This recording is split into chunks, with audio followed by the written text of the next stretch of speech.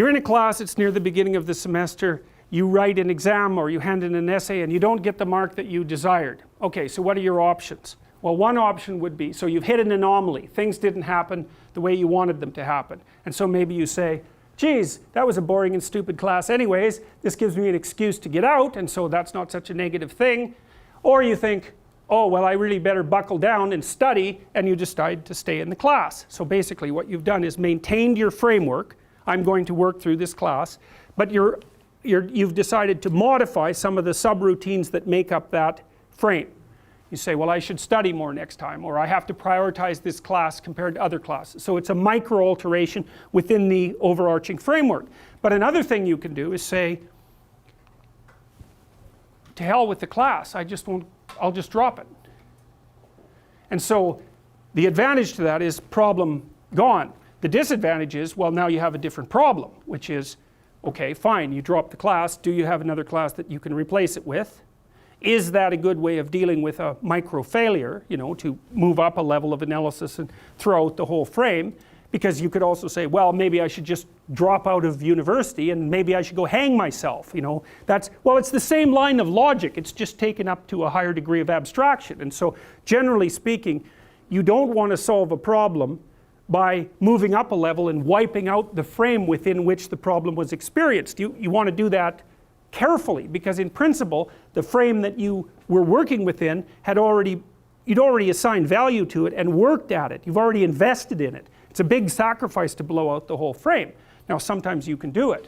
So anyways, what happens is, well, you get the bad grade and you're upset about it, and so you've been plunged from your happy, satiated state, let's say, into a state of relative chaos.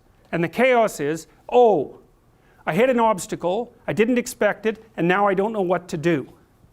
And so what does it mean to not know what to do? Well, it can mean I need to study harder. It can mean I should drop this course. It can mean I should major in a different subject. It could mean maybe I shouldn't be in university. It could mean maybe my future plans have been formulated badly. It can mean my future plans have been formulated badly because I don't understand myself very well and I've been telling lies about my past, right? The thing can really expand on you. And that's what the chaotic domain is. That's the remanifestation of those things that you had considered irrelevant, right? Because when you go to pick up the exam, you've got your identity as a competent student intact. You're not questioning whether you should be in the course or whether you should be in that major or whether you should be in university. None of that. That's all in the implicitly accepted category. And as soon as the anomalous event emerges, all of those things that you had rendered axiomatic start to become questionable.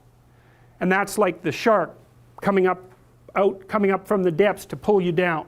And that's the classic way of representing that and of symbolizing it. That's Jonah and the whale, for example. So it's something is manifests itself from the deep unknown and pulls you under, like an alligator at a water hole, which is, I'm sure, one of the sources from which we derived that particular kind of mythological representation. Because you could imagine that when we were on the veldt, after living on trees, we had to go down to the damn water holes, and you've watched enough nature programs to know what a Nile crocodile can do to a water buffalo. It's not pretty. And so to go down to the water, the chaotic water, and the source of all life as well, right, is to risk an encounter with the terrible thing that lurks in the depths. And so we use that as a central metaphor for mapping the sorts of things that happen to us in a much more abstract space. And you know that because one of the things you're going to do, let's say that the professor, there's a professor obviously who gave you the bad grade. Okay, so one logical presupposition is that you're in some sense insufficient in relationship to the course. But another logical and instantaneous categorization is to throw that person into the category of malevolent predator. And you'll do that by becoming upset and cursing the person in your imagination.